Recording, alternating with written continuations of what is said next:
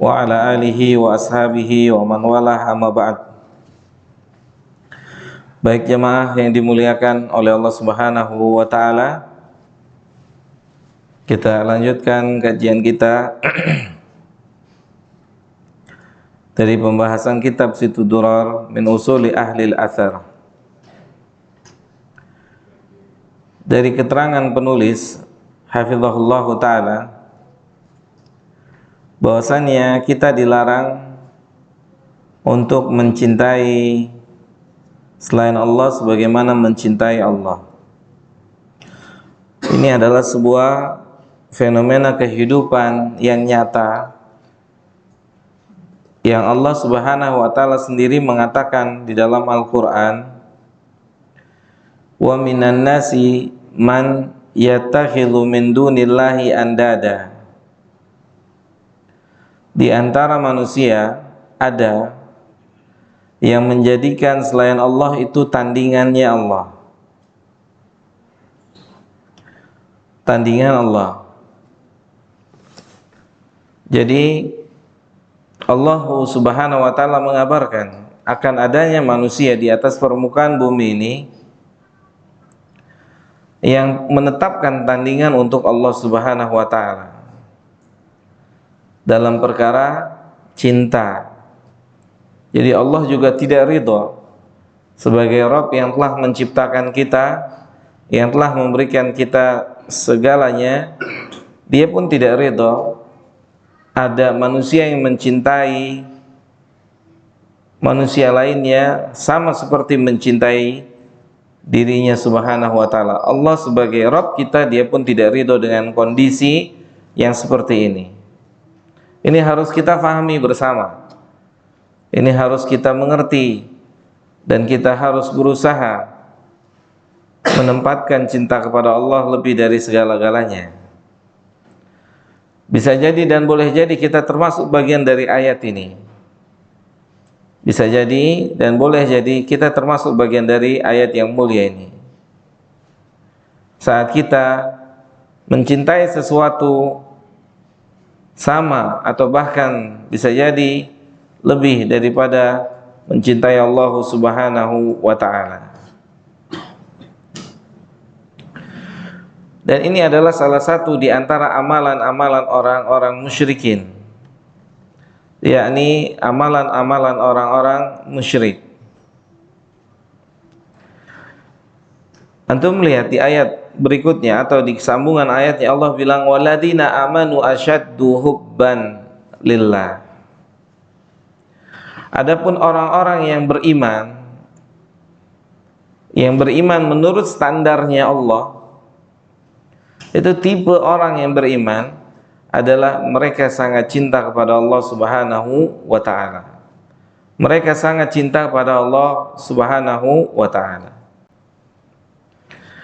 Dari ayat yang mulia ini, siapapun yang mencintai selain Allah sama seperti cintanya kepada Allah atau bahkan lebih dari cintanya kepada Allah, maka dia bisa jatuh ke dalam kesyirikan. Dia bisa jatuh ke dalam kesyirikan. Syirik dalam perkara hub atau cinta. Jadi kesyirikan banyak macamnya, banyak jenisnya. Yang ini juga memberikan penjelasan kepada kita bahwasanya kita masih banyak PR-nya. Masih banyak ilmu yang harus kita ketahui. Bahwasanya kesyirikan itu ada dari sisi cinta. Ada dari sisi cinta.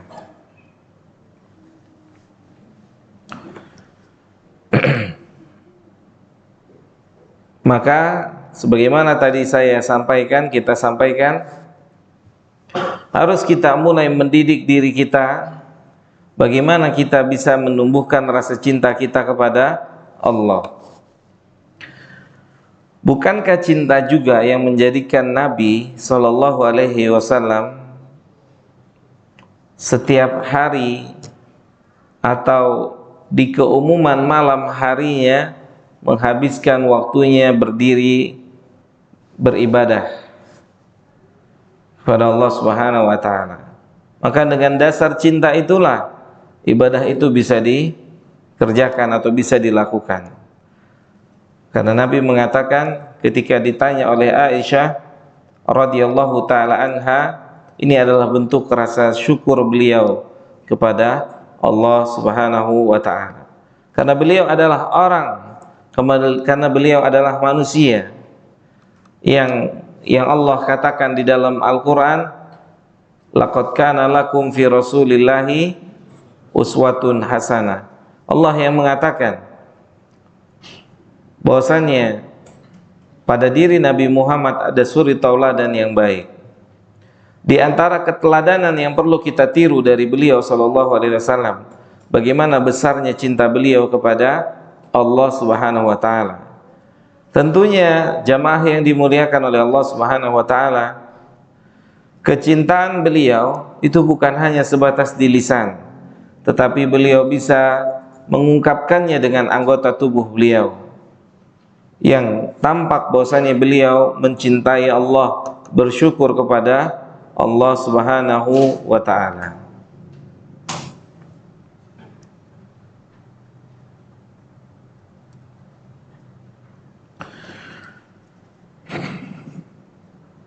Mafhum, jelas sampai di sini? Jelas ya? Jadi bagaimana kita menumbuhkan rasa cinta itu kepada Allah? Kita bisa menumbuhkan rasa cinta kita kepada Allah Subhanahu wa taala. Mulailah kita belajar mengkaitkan sesuatu atau mengkaitkan semua kebaikan kepada Allah. Belajar kita mengkaitkan semua kebaikan kepada Allahu Jalla Dzikruhu Subhanahu wa taala. Jangan pisahkan, jangan biarkan syaitan bermain-main di dalam hati kita.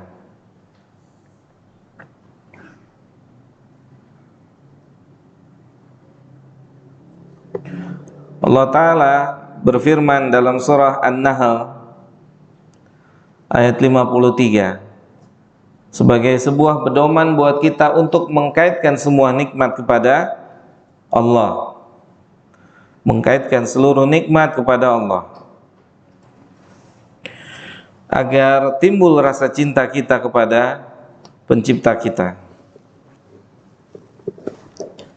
Apa kata Allah? Wa ma bikum min ni'matin faminallah. Dan seluruh kenikmatan yang kalian rasakan, yang kalian miliki adalah berasal dari Allah Subhanahu wa taala. Nikmat apa saja? Nikmat antum bisa sholat 5 waktu. Kemudian nikmat antum tinggal di sekitar masjid yang ada pengajiannya. Itu nikmat. Nikmat antum berteman dengan orang-orang saleh. Nikmat antum berteman dengan orang-orang yang berusaha melakukan kebaikan-kebaikan. Nikmat ini harus dipuji Rabbul Alamin, harus disanjung sang pemberi kenikmatan. Mulailah dikaitkan setiap nikmat itu kepada pemberinya. Kalau bukan peranan Allah, saya dan antum gak duduk di majelis ini. Kalau bukan karena nikmat Allah, saya dan antum gak ada di majelis ini. Maka layak dan patut kita bersyukur kepada sang pemberi nikmat ini. Kita wajib bersyukur kepada sang pemberi nikmat ini. Kalau saya dan antum mau istiqomah duduk di majelis ilmu. Kalau antum mau istiqomah belajar, maka bersyukur kepada yang memberikan kesempatan kita belajar. Allah. Yang memberikan kita kesempatan belajar itu Allah. Antum kira mudah duduk datang majelis ilmu? Wallahi susah. Antum kira fulus yang bisa membuat orang datang majelis ilmu? Antum kira motor, antum kira mobil, antum kira kendaraan, antum kira atau materi-materi dunia yang bisa yang menjadi perantara orang bisa datang majelis ilmu? Wallahi bukan itu semua. Tapi kesempatan dari Allah.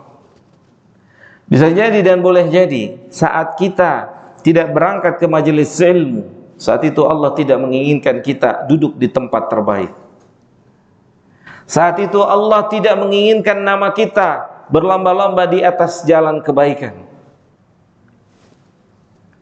Ini adalah sebuah nikmat yang agung, nikmat yang besar. majelis paling mulia di atas permukaan bumi ini, majelis ilmu, majelis yang dibanggakan oleh Rabbul Alamin, majelis yang disebut-sebut oleh Allah Subhanahu wa ta'ala. Ini nikmat yang besar, harus dipuji, harus disanjung sang pemberi nikmat ini.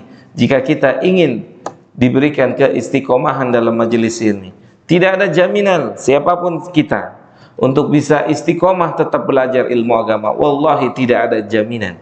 Siapa yang bisa jamin antum terus menerus sepanjang usia antum datang pengajian, bahas ilmu? Tidak ada jaminan.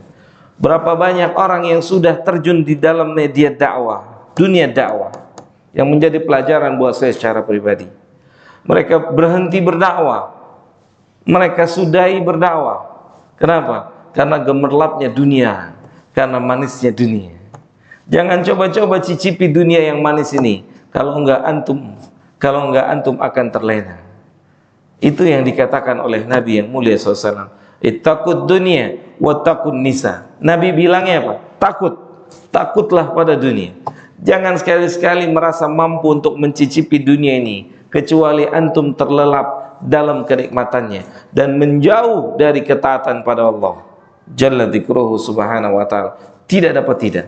Siapapun orangnya, jika sudah terlena dengan dunia ini, tidak tertutup kemungkinan mereka akan hentikan kegiatan mulia mengajar. Dan juga, bukankah dunia yang menjadi penghalang pelajarnya duduk di majelis ilmu? Sahih? Bukankah secuil dunia juga yang menjadi penghalang pelajarnya berhenti belajar?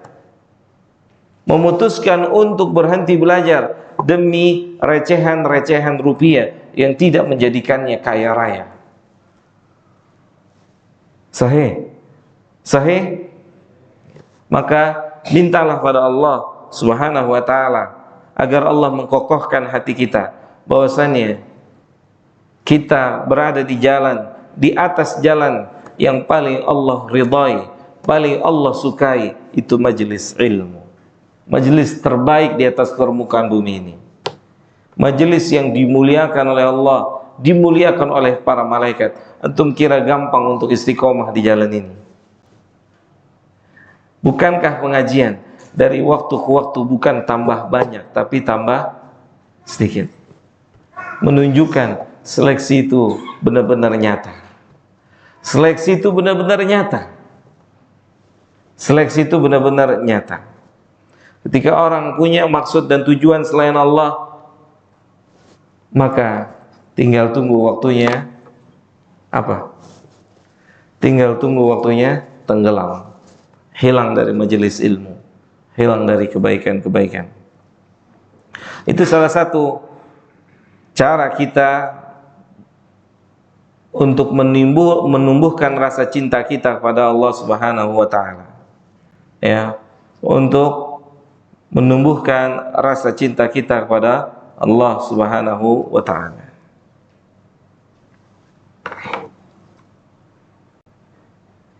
Sebagai contoh misal, ini real, sangat real. Di dunia nyata kita, saat antum punya hobi, sepak bola misal, yang paling banyak digemari oleh rata-rata laki-laki sepak bola, betul? Jadwal sepak bolanya berbarengan dengan jadwal kajian. Berat nggak? Istikharah dulu nggak?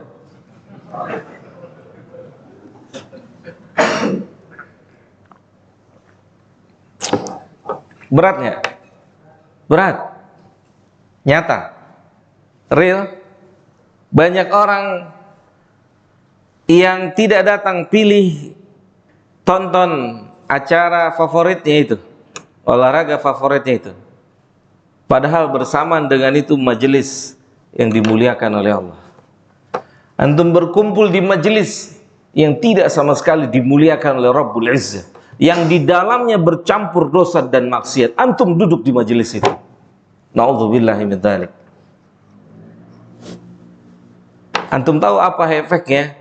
sulitnya antum diizinkan oleh Allah untuk datang majelis ilmu berikutnya. Bukti nyata, sangat nyata, antum bisa lihat dengan mata kepala antum sendiri. Antum kira mudah, antum kira gampang, antum tinggalin majelis ilmu, itu bisa jadi Allah akan persulit untuk kita datang lagi majelis ilmu. Sulit, antum silakan tanya, atau mungkin antum pernah menjadi pelaku. Nggak taunya minggu depan pertandingan berbarengan lagi dengan kajian. Terus begitu, akhirnya bendera putih antum lempar, udahlah ngajinya nanti kalau udah tua. Sahih? Antum kira gampang? Syaitan itu nggak pernah kehabisan cara untuk mengeluarkan kita dari majelis ilmu. Dia nggak pernah kehabisan cara. Tadi aja antum sudah ada yang niat habis isya ana pulang. Sahih nggak? Nyata nggak? Dibisikin sama setan. Lihat aja YouTube kan udah ada. Udah cukuplah setengah jam aja gitu. Dimainin sama syaitan. Antum kira mudah duduk di majelis ilmu sampai selesai?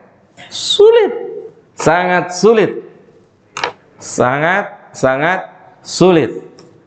Maka ini nikmat yang harus diakui, ya, diakui kepada sang pemberinya, yaitu Allahu Jalla Dzikruhu Subhanahu wa Ta'ala.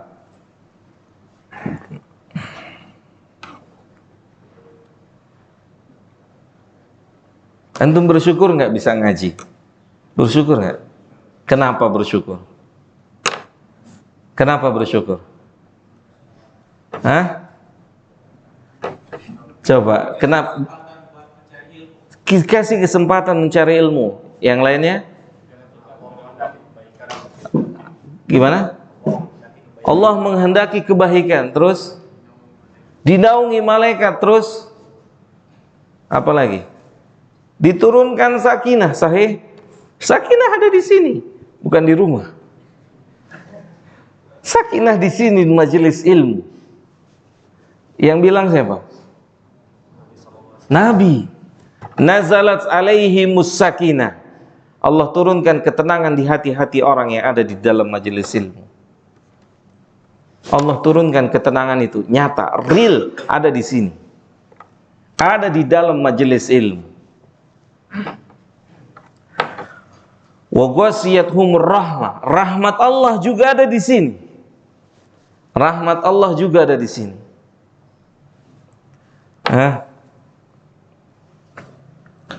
Subhanallah. Maka ini adalah nikmat yang sangat besar yang harus kita mengakui kenikmatan ini, sehingga dengan mengakui nikmat ini Allah akan melanggengkan nikmat ini sebagaimana janjinya, la in syakartum. Kalau kita mengakui ini adalah nikmat dari Allah, maka Allah akan tambah nikmat ini. Paling tidak Allah akan istiqomahkan kita di atas kenikmatan ini. Jangan sekali-sekali lengah, jangan sekali-sekali lalai, karena syaitan itu nungguin lalainya kita. Syaitan 24 jam itu nungguin lalainya kita, lemahnya kita. Dia tungguin, dia akan masuk di situ. Saat kita lengah, saat kita lalai, dia masuk di situ. Tes. Kata Syekh Abdul Razak, itu syaitan itu bagaikan anjing yang melihat daging yang dijagai oleh pemiliknya, yang jika pemiliknya lalai, maka sang anjing akan ambil itu daging. Itulah syaitan. Dia akan masuk memerintahkan keburukan dalam diri kita ini saat kita lalai, saat kita lengah, maka dia masuk. Dia akan masuk. Maka jangan sampai kita lalai, jangan sampai kita lengah, karena potensi untuk dia masuk sangat besar. Oleh karena itu, para ulama beristinbat atau mengeluarkan kesimpulan, penyakit syahwat tidak ada obatnya kecuali apa? Penyakit ada dua, ada penyakit syubhat, ada penyakit syahwat. Penyakit syubhat itu obatnya ilmu. Penyakit syahwat obatnya amal. Amal. Gak ada yang lain. Antum punya syahwat yang besar, yang tinggi, tidak ada obatnya kecuali antum harus sibuk beramal. Yang memalingkan atau paling tidak menstop itu syubhat atau syahwat itu. Harus punya kesibukan yang memeras kepala antum. Kalau tidak, maka dia akan masuk. Dia akan masuk. Dia akan masuk. Dia akan masuk. Dia tungguin kita. Sibukkan menghafal Quran, menghafal hadis, sibuk datang pengajian, mencatat pengajian, murojaah. Dia tungguin kita lalai. Syaitan tungguin kita lalai.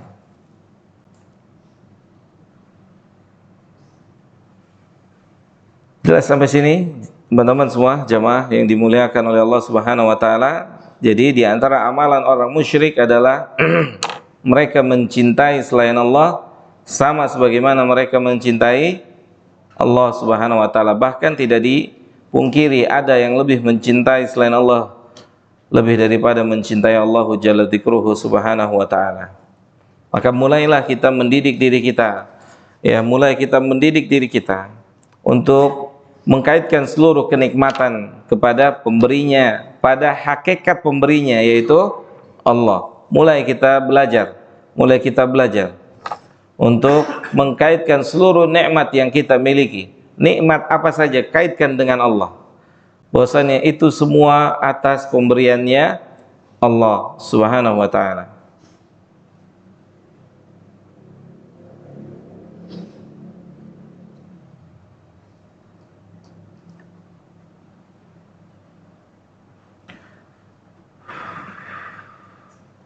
Taib, ada soal sampai sini?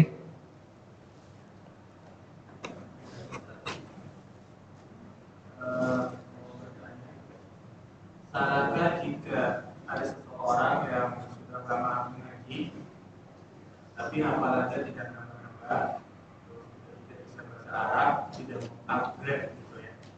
Yang dicari perhatian pahalanya, terus mungkin dari yang diketahui untuk didoakan lagi dari lautan. Apa ulang? Ya kan tahu gitu dari zaman saya untuk di kajian ini kan didoakan terus ngomong gitu termasuk ikan-ikan di lautan, dinaungi malaikat. Jadi dia menyadari mungkin kapasitasnya seperti itu ya. Tahu di kajian di lama tapi nggak ada itu. Taib. Jazakallahu khairan. Iya. Sebenarnya yang perlu kita upgrade, sesungguhnya yang harus kita upgrade itu isi hati kita. Itu. Abu Jahal duluan lebih bisa bahasa Arab. Bukan berarti nggak belajar bahasa Arab ya. Dan seterusnya. Abu Lahab dan seterusnya. Bukan berarti tidak belajar bahasa Arab. Belajar bahasa Arab salah satu wajib hukumnya untuk dai, wajib hukumnya belajar bahasa Arab. Imam Ahmad pernah ditanya.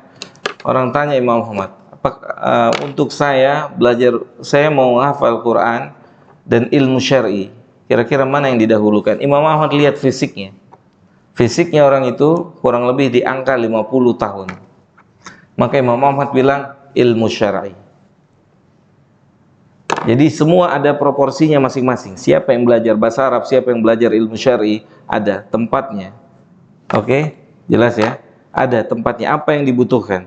Ilmu apa yang harus kita kejar? Yaitu ilmu cara membersihkan hati kita. Karena orang yang selamat ketemu Allah adalah orang yang membawa hati yang bersih. Itu yang harus kita kejar. Illa man atallah biqalbin salim. Itu yang harus kita kejar. Oke? Jadi antum belajar apapun tujuannya itu. Antum belajar apapun tujuannya itu. Antum sampai di level mana? Belajarnya sampai di level mana? Setiap orang punya kelebihan dan kekurangan masing-masing. Tidak bisa disamakan satu dengan yang lain. Jelas ya? Makanya Nabi kita SAW mengatakan gini. Yang disebut dengan ahlul Quran kata Nabi SAW yang dapat menikmati apa atau yang dapat mendapatkan manfaat dari Quran adalah orang-orang yang membaca dan mengamalkannya. Orang yang membaca dan mengamalkannya. Itulah yang disebut dengan ahlul Quran. Makanya dari setiap zaman ke zaman berbeda. Berbeda pengertian. Hari ini kita kalau mau bilang hafidh, siapa yang disebut dengan hafidh? Orang yang hafal Quran, sahih? Tapi tidak untuk hafidh ketika dinisbatkan atau ketika dilihat di kamusnya para ulama, yang disebut dengan hafidh itu siapa? Mereka yang menghafal Quran. Quran itu sudah standar dasar. Al-hadis. Kemudian mereka mengamalkan Al-Quran dan hadis. Antum tahu yang disebut sahib Quran? Apa kata Aisyah ketika ditanya, apa akhlaknya Rasul? Al-Quran. Itu yang disebut dengan sahibul Quran. Yang Quran itu ada pada tubuhnya. Jelas. Bukan hanya sebatas di lisannya. Itu PR buat kita. Makanya kata Syekh Abdul Razak hafizahullahu ta'ala, untuk kita yang sudah belajar Al-Quran, maka tingkatkan tujuannya, tingkatkan tujuan belajarnya. Jangan sampai puncak atau target tertinggi belajar Quran bisa mengucapkan huruf-huruf hijaiyah atau bisa menghafalkan Al-Quran. Itu tingkatan paling dasar. Tapi tingkatan paling tinggi adalah antum bisa mengamalkan apa yang antum baca itu. Jelas ya? Mafhum? Itu tingkatan paling tinggi. Tingkatan paling tinggi kita bisa mengamalkan apa yang kita baca. Makanya Aisyah bilang khuluquhu Quran. Akhlaknya adalah Al-Quran. Jelas? Maka teman-teman semua yang dimuliakan oleh Allah Subhanahu wa taala. Sering saya dan antum dengar, mungkin saya juga termasuk orang itu yang dikeluhkan oleh masyarakat. Dia mengajar, dia ngajar, tapi dia tidak memberikan contoh. Dia belajar, tapi dia tidak memberikan contoh. Mungkin kita masuk dalam ucapan orang itu. Kenapa? Karena kita tidak mengamalkan ilmu kita, sehingga ilmu itu tidak menjadi ilmu yang bermanfaat. Sahih? Bukankah lebih banyak orang masuk Islam lewat perangai Nabi daripada lewat lisannya? Lebih banyak orang masuk Islam terpesona dengan Islam. Kenapa? Bukan karena Nabi pandai retorika, bukan. Tapi orang merasakan baiknya Muhammad ibnu Abdullah. Orang benar-benar merasakan ini benar-benar baik nih orang. Ini orang benar-benar the best. Kan antum sering dengar, antum ngoceh doang bisanya. Benar nggak? Bisa ngoceh lo. Mana buktinya dari ocehan lo? Hah? Bukankah itu yang diucapkan oleh masyarakat? Sahih? Sahih, nyata. Lihat Nabi kita Sallallahu alaihi wasallam. Bagaimana beliau? Susah, memang sangat susah. Tapi paling tidak berusaha untuk menjalankan sedikit demi sedikit. Sedikit demi sedikit. Untuk menjalankan apa yang telah kita ketahui. Jelas? Baik. Sama, kadang ada orang upgrade-nya salah. Upgrade-nya salah. Sudah lama ngaji, mohon izin, mohon maaf sebelumnya. Dia terjun ke dalam dunia bahasa Arab, sementara dia tauhid belum pernah tamat. Upgrade yang salah. Mafhum? Kalau mau upgrade, dia selesaikan dulu kitab tauhid. Kitab tauhid dia selesaikan. Minimal usul salasa. Kalau sudah selesai, berapa kali selesainya? Kalau sudah berapa kali fahamnya? Antum tahu ulama baca satu buku berapa kali? 500 kali. 500 kali. Mereka baca selesai. Syekh bin Baz ketika selesai kitab tauhid, ditanya sama muridnya, setelah ini kita bahas apa? Apa kata Syekh? Kitab tauhid. Kalau kita, itu kan udah pernah. Benar nggak? Udah lewat itu. Udah lewat dan juga sudah dilupakan. Kan begitu. Nyata nggak? Antum tahu nggak buktinya ilmu itu sudah kita lupakan? Apa buktinya? Buktinya apa? Ada buktinya kalau ilmu itu sudah kita lupakan. Banyak buktinya. Di antara buktinya apa? Jarang datang ke majelis ilmu. Itu salah satu bukti antum sudah melupakan ilmu. Karena hanya orang yang sadar yang nggak mungkin meninggalkan majelis ilmu. Gimana pun kondisinya, nggak mungkin. Antum mau masuk ucapan Imam Nawawi, atau apa kata Imam Nawawi? Apa kata Imam Nawawi? Orang yang sudah Allah tempatkan, Allah izinkan duduk di majelis ilmu, di majelis terbaik di bumi ini, sudah dikasih kesempatan sama Allah, terus dia tinggalkan, ini bagaikan orang nggak punya akal, bagaikan orang gila. Gimana nggak gila? Sekarang gini, apakah kita nggak bilang gila sama orang yang pilih Avanza saat dia boleh ambil Lamborghini? Oke? Antum dikasih dua pilihan, Avanza sama Lamborghini. Dua-duanya halal, paper. Nama antum langsung, antum mau Avanza, nama antum mau Lamborghini, nama antum B. Boleh, halal, halalan thayyibah. Terus antum pilih Avanza. Terus apakah antum saat itu tidak, bukannya kita bilang antum gila, nggak waras? Dua-duanya halal.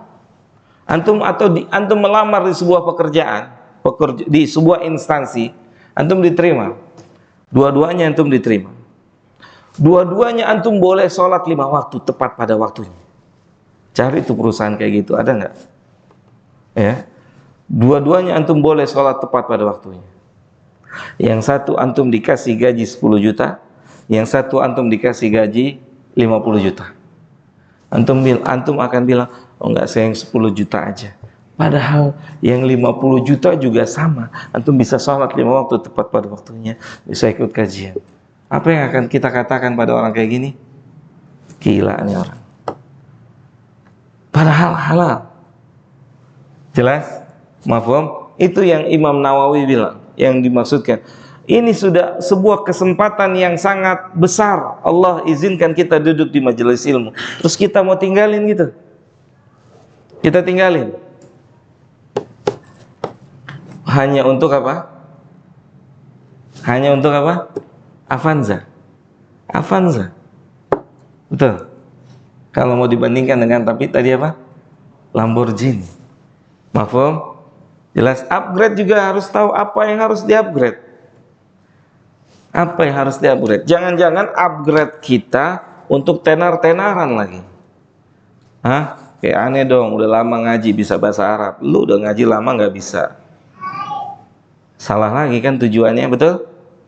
Mungkin nggak tujuannya seperti itu? Mungkin. Belajar bahasa Arab mati-matian, dia nggak ngerti jimat itu syirik. Hah? Bukan berarti nggak belajar bahasa Arab, cuma harus tahu apa yang harus di-upgrade. At-tauhid. Makanya tadi saya sampaikan di awal, apa kata para ulama, pelajaran tauhid adalah pelajaran yang harus dimurojaah berapa lama? Seumur hidup. Seumur hidup. Kenapa mesti seumur hidup? Karena pagi, siang, sore, malam kita ketemu dengan tauhid. Antum lihat dompet antum isinya 20.000, anak antum 3, istri 2. Tawa gitu. Oke? Duit antum 20.000. Gimana tuh? Ini yang berperan apa di sini? Tauhid. Sahih? Tauhid tuh. Tauhid itu mempengaruhi sikap antum dengan 20.000 itu dan anak-anak dan istri-istri antum itu. Semakin tinggi seperti apa amalnya, semakin rendah amalnya seperti apa, itu tentunya berbeda-beda. Beda-beda. Ya. Itu semua kita berhadapan dengan tauhid setiap hari, pagi, siang, sore, malam, terus ada tauhid di dalamnya. Ada tauhid di dalamnya. Antum hari ini belajar, terus antum ngerti apa yang kita pelajari, terus antum amalkan, itu ada tauhid di dalamnya. Di mana? Antum akui atau tidak itu kemudahan dari Allah? Atau antum membanggakan diri antum? Oh, terang aja aneh semangat soalnya jadi ngerti gitu. Salah nggak? Salah nggak? Karena jadi antum ngomong dalam diri, oh ana bisa karena ana semangat nih, karena ana rajin. Yang lain enggak tuh, datangnya juga telat-telat, duduknya nyender-nyender lagi gitu kan. Misalnya begitu. Hati antum ngomong, siapa yang tahu setan? Sahih? Siapa yang tahu? Itu dia main di dalam ini, di dalam hati ini main 24 jam. Dipantau kita. Oke, semua ini yang harus diperbaiki, hati. Sehingga semuanya akan menjadi baik insyaallah. Oke, jelas ya? Ada lagi?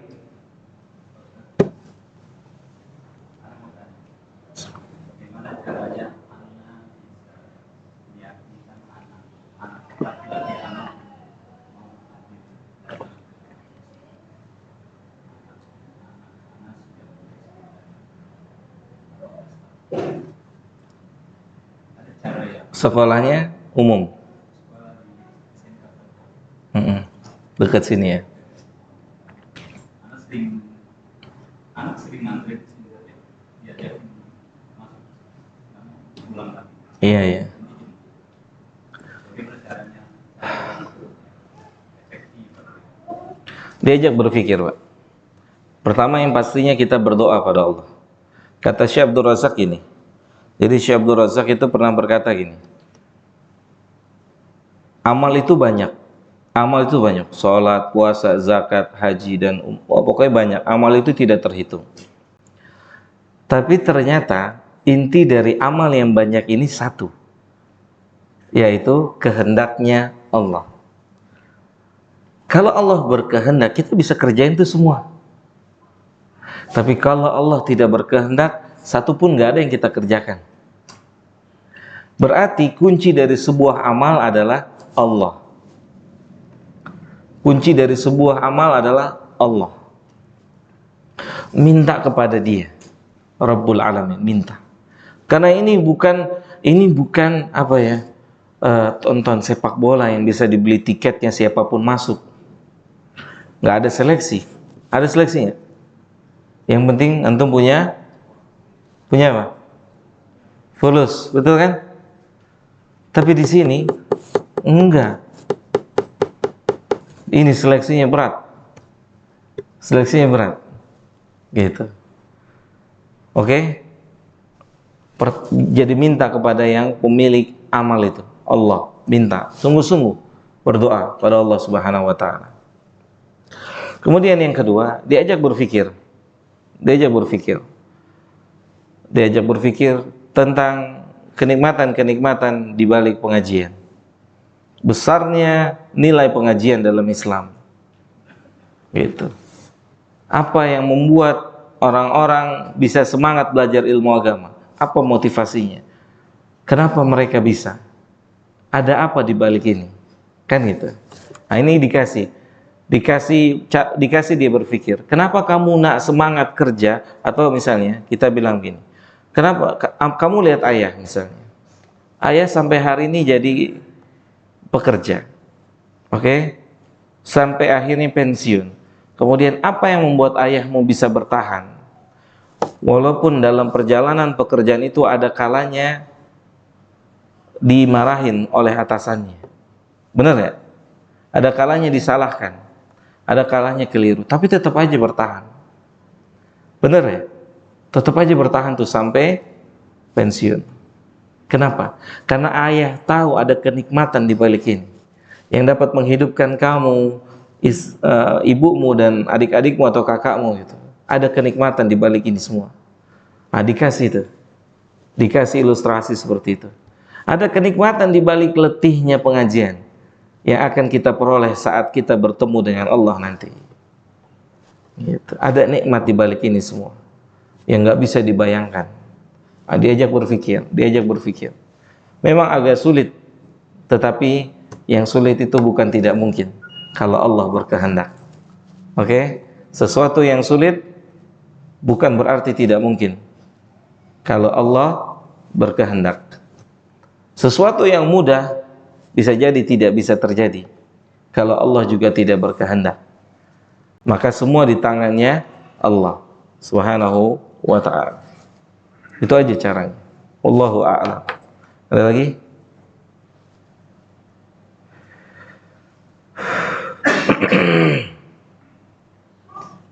Baik, kalau nggak ada kita cukupkan sampai di sini.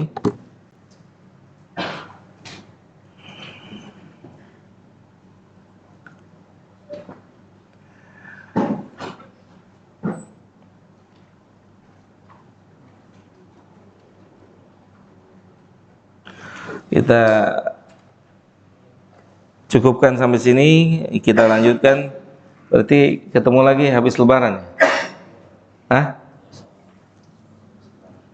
Habis Idul Fitri. Karena pekan besok sudah 2 pekan lagi sudah masuk puasa Ramadan insyaallah. Mungkin udah masuk ya. Tanggal 5 Maret, Mei itu udah masuk, Maret, April. Selasa ini sampai tanggal 5 kajian habis. Iya. Insyaallah ketemu lagi nanti. Semoga Allah masih mengizinkan kita untuk belajar. Ya. Insyaallah. Kurang lebihnya mohon maaf. Wassallallahu ala nabiyyina Muhammadin wa ala alihi wa sahbihi ajmain. Subhanakallahumma bihamdika asyhadu an la ilaha illa anta astaghfiruka wa atubu ilaika. Assalamualaikum warahmatullahi wabarakatuh.